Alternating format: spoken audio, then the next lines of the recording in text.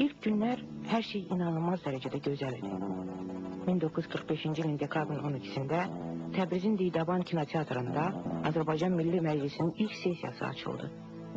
Milli hökumətin tərkibi təsdiq edildi. Seyid Cəfər Pişəvəri baş nazir, Cəfər Kəlaviyan xalq qoşunları naziri, Mirzə Rəbi Kibiri poçt və teleqraf naziri, Məhəmməd Biriya maarif naziri, Firidun İbrahimi Azərbaycanın prokuroru təsdiq edildi. Azadlığın nə olduğunu sona qədər bilən varmı? Azadlıq eyfariyasına qapılmağın nə qədər təhlükəli olduğunu kinoxronikanın kadrlarına ək olmuş bu insanlar anlayırlarmı?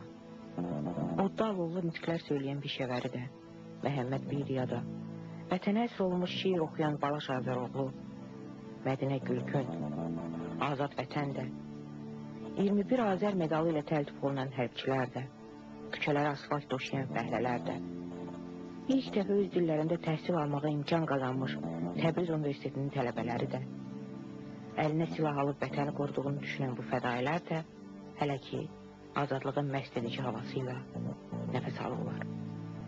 Xoşbəxt, məsud bəxtiyar günləri bitəcək. Bu insanların çoxu biraz keçmiş edam olunacaq, sürgünə göndəriləcək. Yaxşı halda arazı keçib bu tərəfə pənah gətirəcək. Təbrizin Gülüstan bağında Səttarxana, Bağırxana qoyulmuş bu abidələr dağıdılacaq, yerində şahın heykəli qoyulacaq. Azadlığın məst edici havası istibdadın yandırıcı nəfəsi ilə əvəz ediləcək. Neçə milyonluq bir xalqın birlik arzusu qırıq-qırıq olub qəlpələnəcək. Gördüyünüz bu adamların bəziləri öz əqidə və məslək yoldaşlarına xəyanət edəcək. Mücahidlərin cəsədləri üzərindən keçib şaha baş əyəcəklər. Bəziləri bu tərəfdəki şahı, ellər atasını mət eləməyə məcbur olacaqlar. Qızıl Ordu hissələri Cənubi Azərbaycandan çıxarılmağa başladı. Azərbaycan böyük həyəcan içində idi. Pişəvəri sarsıntı ilə Sovetləri xəbərdar edirdi ki, onların gedişi ilə milli hərəkat qan gölündə boğulacaq. Lakin ruslara axacaq qan yox, borulara axacaq neft daha çox maraqlandırırdı. İranın baş naziri Qavam Səltənə Stalinə neft konsesiyalarından böyük pay söz vermişdi və təbii ki, ellər atasına neftin qoxusu elin dərdindən daha maraqlı idi. Bu kadrlar Sovet hərbi hissələrinin Təbrizdən çıxarılmasını əks etdirir. Təbliğat filmi olduğundan gülçiçək görürsünüz, ruh yüksəkliyi, alqış, sevinç də görürsünüz. Əslində, əhali çaşqınlıq içində idi. Sonra nə olacağı təxminən bəlli idi. Hadisələrin başlanğıcında cənuba göndərilmiş Sovet Azərbaycanının ziyalıları da bu xəbəri böyük ağrıyla qarşıladılar. Bu ağrı onların bütün həyatından, yaradıcılıqlarından da keçəcək. Yazılan şiirlərin, romanların əsas mövzusuna çevriləcək.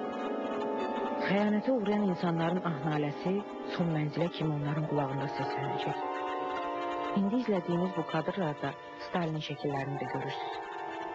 Bir neçə ay sonra milli hökumətin süqutundan sonra həmin bu şəkilləri itlərin boynundan asıb Təbriz küçələri ilə gəzdirəcəklər. Bir neçə ay, bu bir neçə ayda nələr olmadı ki?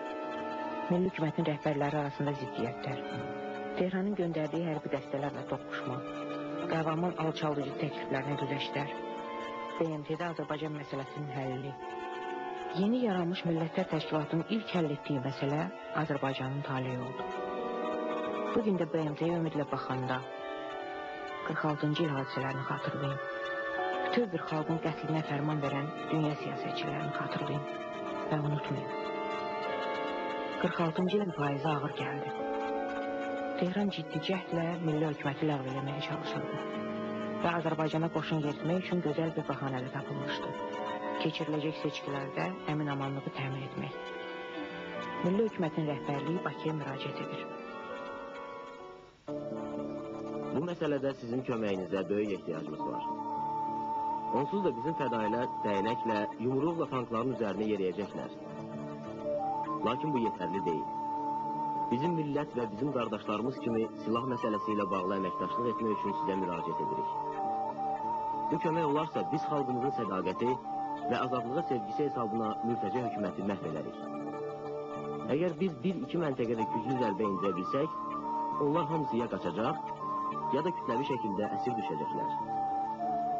İndi bütün Azərbaycanlıların dilində bir söz gəzir. Ölərik, lakin geri çəkilməyik. Bugün bizim şuarımız belədir. Ya azad yaşa, ya şərəfli öl.